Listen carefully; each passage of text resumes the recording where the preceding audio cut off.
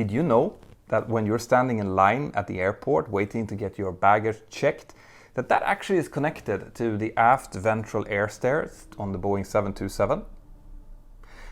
Also, did you know that the air stairs are connected to things like, for example, the most famous hijacking of all times and clandestine CIA operations, as well as some huge engineering challenges?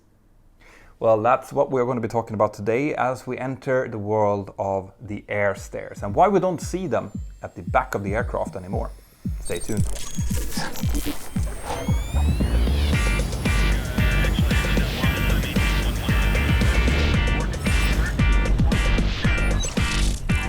This video is brought to you in cooperation with Skillshare. Now, I know just from you watching this episode that you're a lifelong learner, someone who's curious and wants to constantly improve yourself. In that case, I highly recommend you to check out Skillshare. They are an online learning platform with high quality video courses on pretty much anything that you can imagine. I, for example, have used it together with my oldest son Lucas as he is trying to prepare for his PPL license with a course called Learn How to Fly an Aircraft with Howard Forder. But there are loads of other courses as well, professional photography or how to improve your own YouTube channel. Now, the 1000 first of you who clicks this link will get a free trial version of Skillshare. So go down, click it, and then just browse around and see if you can find a course that interests you.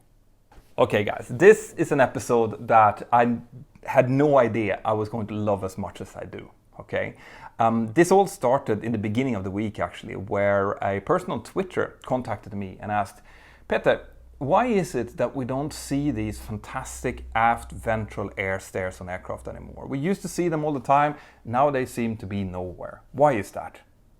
And I looked into it and I thought, actually, that's a great question. And I started researching. And the more I researched, the more fantastic facts I found.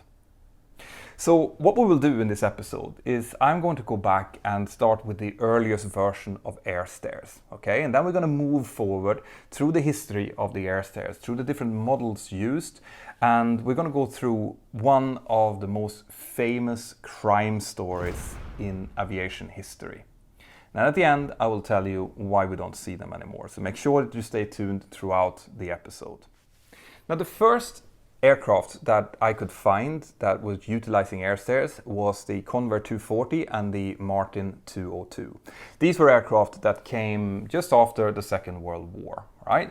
They were the first really dedicated kind of passenger aircraft, and the air stairs were fitted onto these as means to kind of quicken up boarding and disembarkation in smaller airports. So what the air stair actually is a stair that is a mechanical part of the aircraft in itself. It means that if you have those, the passengers will be able to board and disembark without any help of outside kind of ground equipment.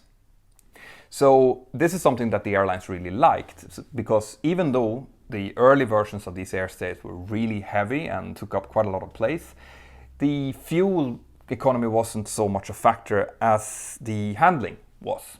And the airlines loved the fact that they could fly out to small airfields, small airports out in the bush somewhere and handle passengers without those airports having to make large investments into things like stairs or air bridges, but that's further down in the history.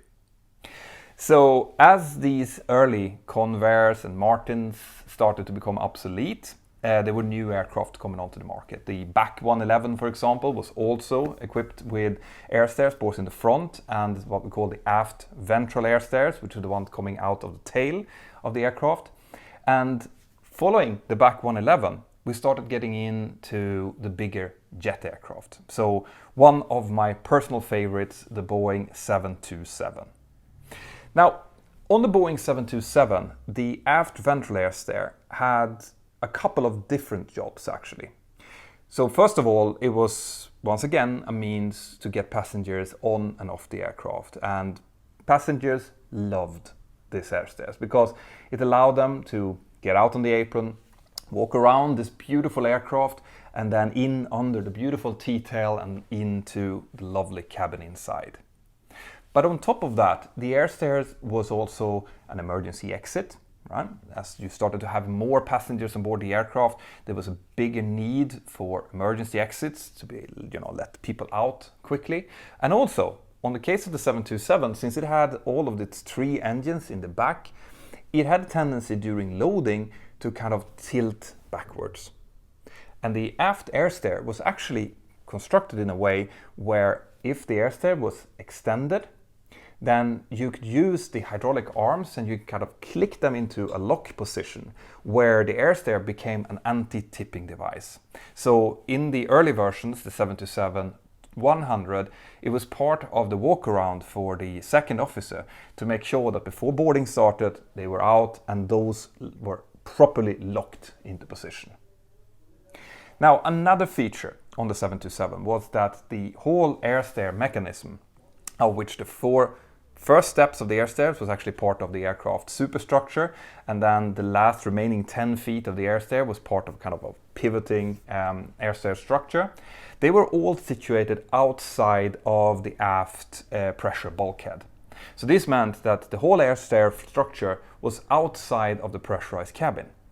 And because it was outside of the pressurized cabin, it meant that from the air stairs you could access some quite critical systems in the back of the 727 for maintenance purpose, as well as some simple engineering tasks for the central engine. And also, because it was outside of the pressure bulkhead, Boeing never really thought that there was any point to have an internal locking mechanism for the stairs. You retracted them, they were held up by hydraulics, but there was no need for an actual lock because, who's going to access this anyway? It's outside of the pressure vessel.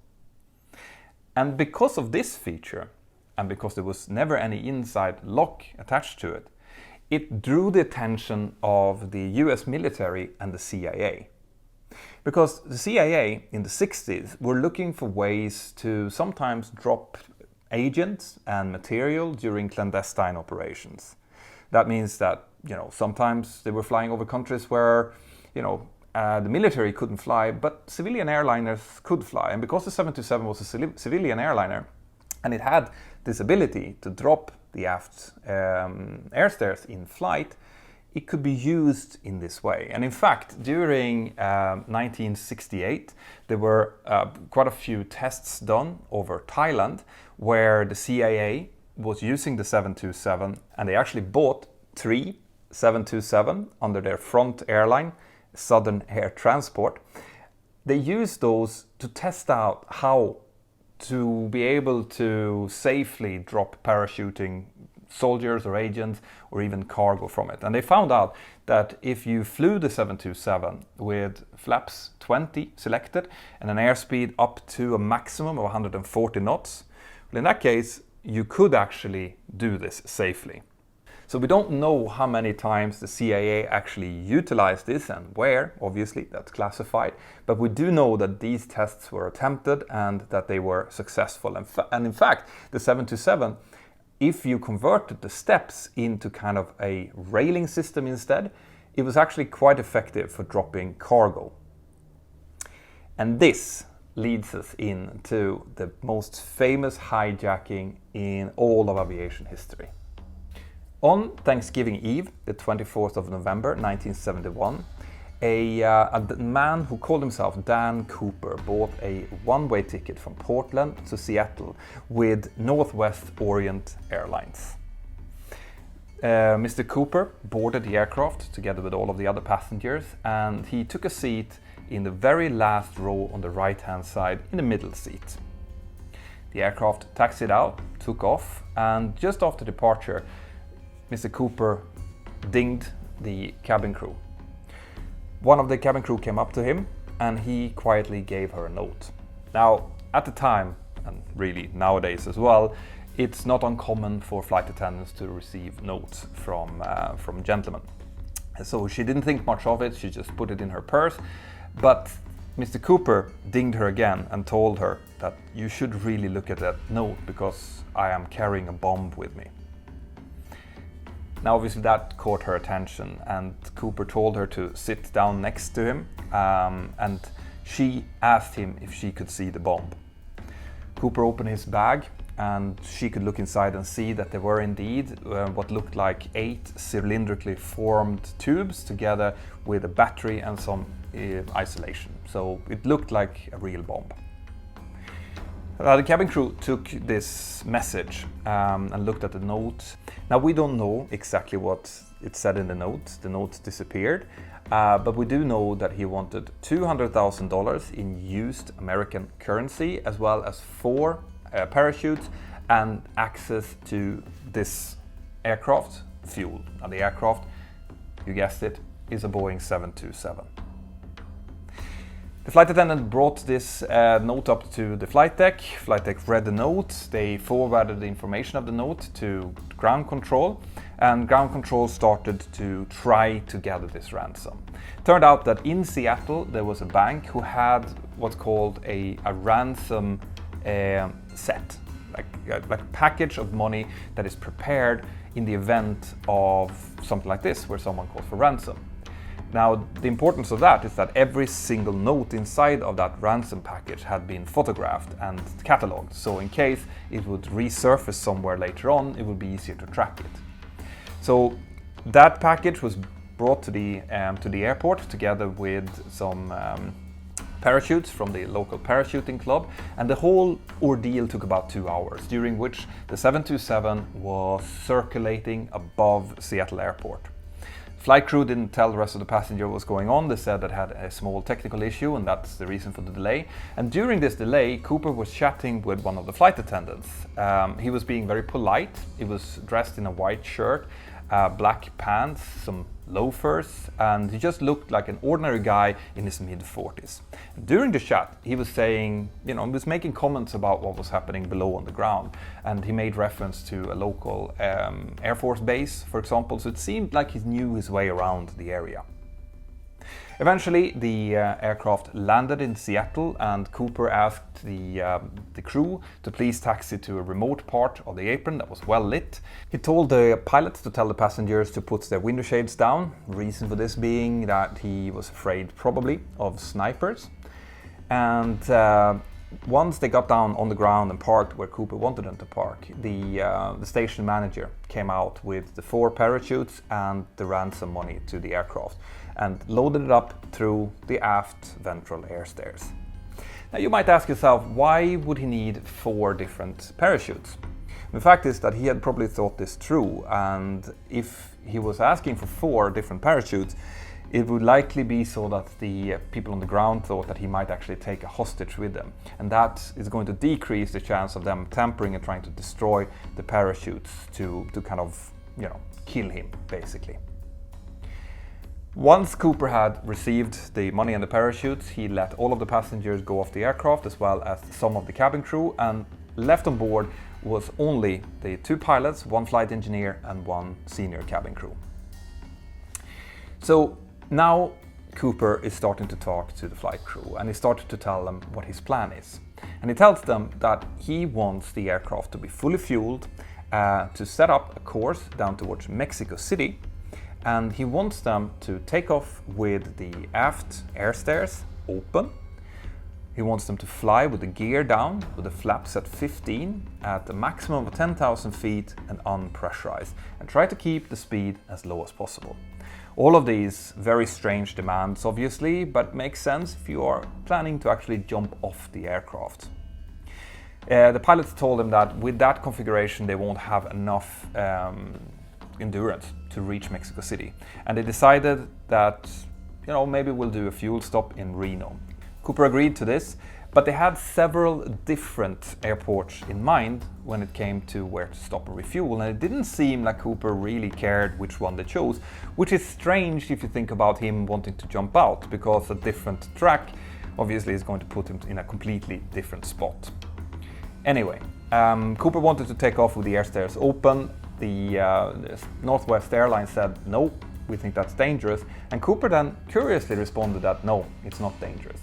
And this is interesting because there had been tests done with the 727 where they had both landed and taken off with the aft ventral air stairs open. Because it's hydraulically activated, even if it did make contact with the runway, it just meant that it kind of got pushed up. So it was indeed considered not to be dangerous. And Cooper seemed to know that, which is interesting. Anyway, he didn't fuss with them. He said, fine, we can put them up. I'm going to put it down when we get airborne anyway. So at about 7:40 local time, so this is now during complete darkness, the aircraft took off again towards Reno in the required configuration. Now, just after departure, Cooper told the remaining flight attendant that she could go in and join the other crew members in the cockpit and close the door. The last thing that she saw when she turned around and looked back at him was that he was fiddling with something and putting something around his wrists. About 20 minutes later, when the whole crew was inside of the cockpit, they got the air-stair warning light coming on in the cockpit, indicating that at this point Cooper was likely opening the ventral stairs from the back. Because it was unpressurized, he could then access the air stairs from the back of the cabin. And about 13 minutes after the initial warning, the crew could feel that there was a trim change in the aircraft, meaning that they could feel that the aircraft was pitching a little bit backwards and then pitching a little bit forward again. And after that, there was no other movement. The crew continued to fly to Reno as expected. When they landed, they were boarded by police who made a thorough search of the aircraft, but there was no signs of Mr. Dan Cooper. The only thing that they could find was, I think, a tie with a clip-on it, what was left of some of the parachutes that had been tampered with, and a few other personal items, including a couple of cigarettes, if I'm not mistaken. But Dan Cooper was nowhere to be found. So basically, from that, they deduced that probably when the crew felt that trim change was when Cooper jumped out. Now, when that happened, the aircraft was at 10,000 feet in the middle of a rainstorm and it was pitch black outside. So the authorities didn't think that he had much chance of actually getting down alive. On top of that, he was dressed in some loafers, some black pants, a white shirt and a black tie. So if he did jump out into that rainstorm, I bet he would have wished that he had a nice hoodie on instead. Curiously, the aircraft was also followed by two F-106 fighter jets, and they were followed above and below to make sure that they were out of sight of Cooper. And those fighter jets reported that they had not seen anything. However, in the pitch darkness of the night, inside of a rainstorm, it is unlikely that they would see a small figure jumping out in any case. There was a huge manhunt happening after this. They calculated approximately where he might have dropped, depending on if he got his chute open or not, but there was never any sign found of Dan Cooper. Later, several suspects was interviewed. A man called D.B Cooper was interviewed, but he was quickly removed from the investigation. But because of an error in the local newspaper, the perpetrator was not known as Dan Cooper. He was then known as D.B Cooper, and that's why you hear D.B Cooper in the press all the time. But there was nothing found, nothing from the parachute, nothing of the money, and no Dan Cooper. Only a few years later, a boy that was playing on the banks of a nearby river found a couple of stacks of notes that was seen and had recorded to come from the robbery. But it didn't answer any questions and it didn't lead to anything. But what it did lead to was copycats, right? Because this was seen as, at the time, the only successful hijacking ever, the following year, as many as 15 similar attempts of hijacking were made.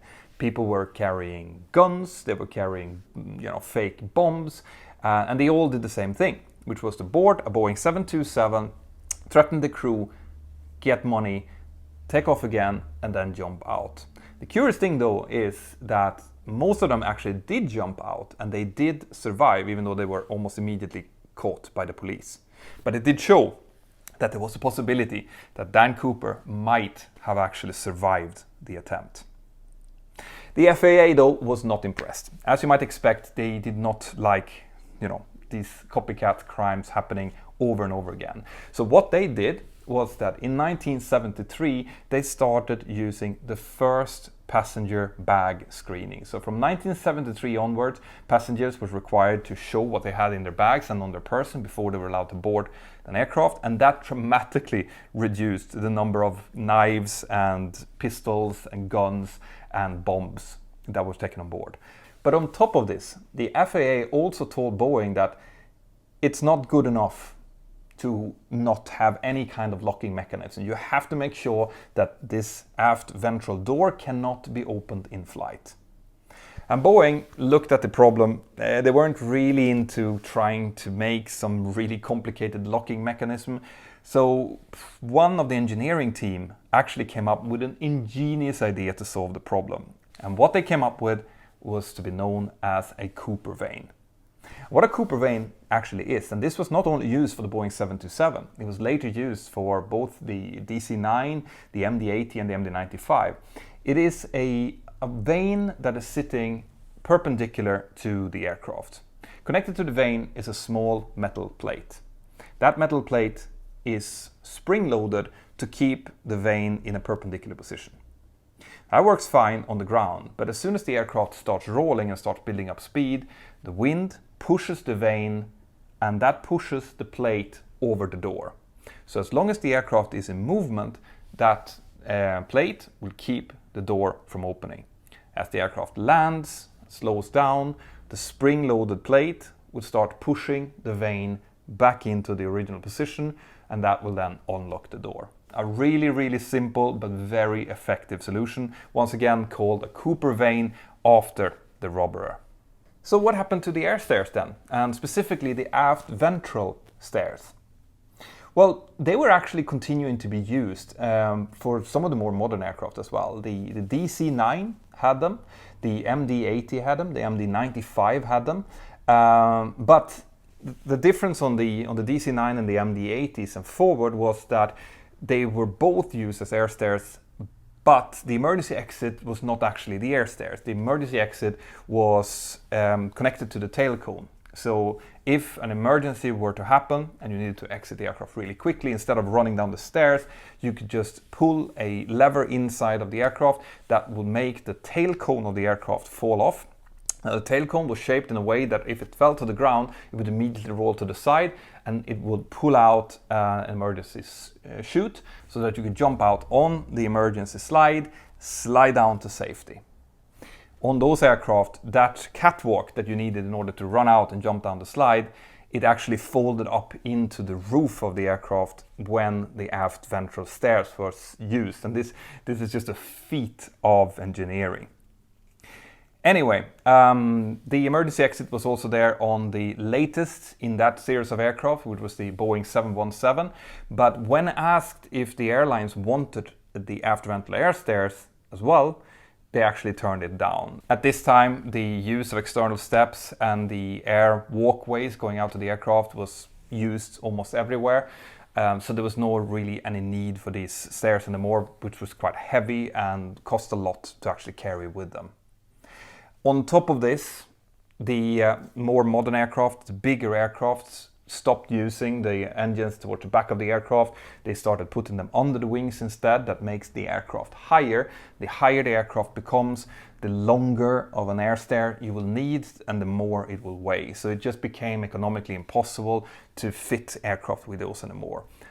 And as a final point, if you've looked at modern airliners, you've noticed that towards the very back of the aircraft is generally where we have the galleys today and where we have the toilets so that we can utilize the cabin for as many passengers as possible. Of course, if you have an exit towards the very back, you won't be able to use that area for a galley. So all of these things combined is what's led to the disappearance of those aft ventral air stairs. But I really like them. I have been boarding an aircraft, a DC-9, that way. I thought it was really cool to be able to get into the aircraft to that air stairs. And air stairs are still available. We are using them on the Boeing 737-800. They're available in the front door. And actually, we use them on a daily basis, right?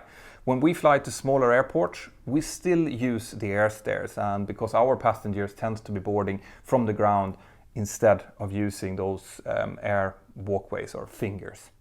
So that's it, guys. I hope that you have enjoyed this content, and if you have questions, as always, pile them in below and I'll try to answer as many of them as possible. If you enjoy this kind of content and you like, for example, news flashes about what's happening or whatever that is that I'm doing, then make sure that you have subscribed to the channel and that you tell your friends about the channel as well. I want to be able to communicate with you as good as I possibly can, and because of that I have created the free Mentour Aviation app that you can download. There's a link up here or in the description of the video. I also have a Discord server that you can use. We are doing some cool quizzes and loads of fun things. I'd love to have you on board there. I want to say a special thank you to Skillshare, who's been the sponsor of this episode. Without my sponsors, I wouldn't be able to spend as much time researching and making these kind of videos, so a huge thank you to them. Use the link below to go and get a free trial version of Skillshare right now. Have an absolutely fantastic day wherever you are, and I'll see you next time. Bye-bye.